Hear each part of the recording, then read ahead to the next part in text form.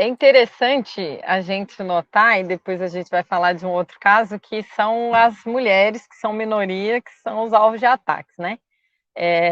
Para começo de conversa, não é coincidência que a Anísia acaba sofrendo uma pressão que é parecida com a pressão da Dilma, que é assim, é uma pessoa pouco política, né? Pouco política significa a gente não negocia princípio, a gente não abre mão de fazer o que a técnica manda a respeito da questão da saúde. E aí você vai vendo um cerco, desde o início, quando o Lula indicou o nome da Anísia, a gente já sabia que ia ser assim, porque ela é um nome de fora da política, de um certo ponto de vista, né?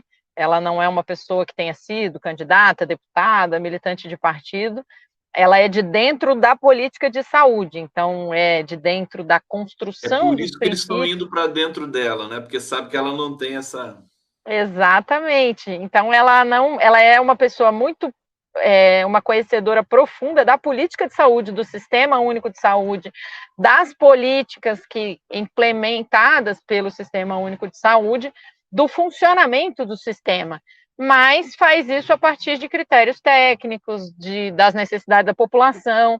Isso não significa não negociar com prefeitos e governadores ou deputados, nada.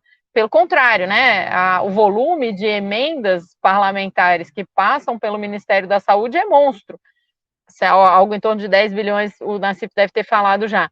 O que acontece? Você está falando de alguém, mas para poder ser liberado tem que caber minimamente nos critérios técnicos. Você vai construir um hospital, uma unidade de pronto atendimento.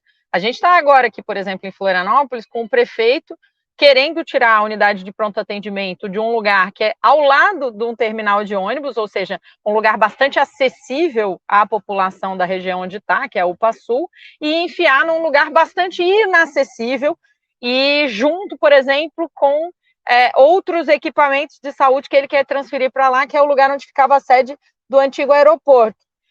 Ao fazer isso, ele está desvirtuando critérios do Sistema Único de Saúde, por exemplo, de que a UPA seja descentralizada e seja exatamente para cumprir funções que não devem chegar a hospitais. Então, esse tipo de coisa, eu imagino que é o que incomoda esse povo que só quer usar critérios politiqueiros, né? Que não é nada antipolítica. E é um orçamento muito grande, então a gente vê uma mulher usando de critérios técnicos, conversando sim com as pessoas, recebendo, debatendo, mas não fazendo tudo o que eles querem por critérios exclusivamente politiqueiros.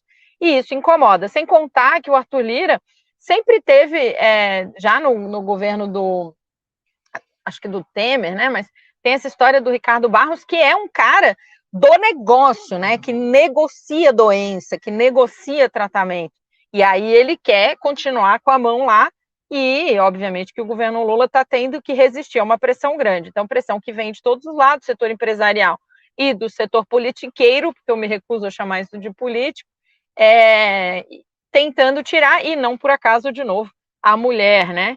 Que vai ser sempre tratada como aquela intransigente, como a desrespeitosa, então vai repetindo. E aí a Veja entra de uma maneira sórdida, né? Porque não é uma coisa da Anísia como pessoa.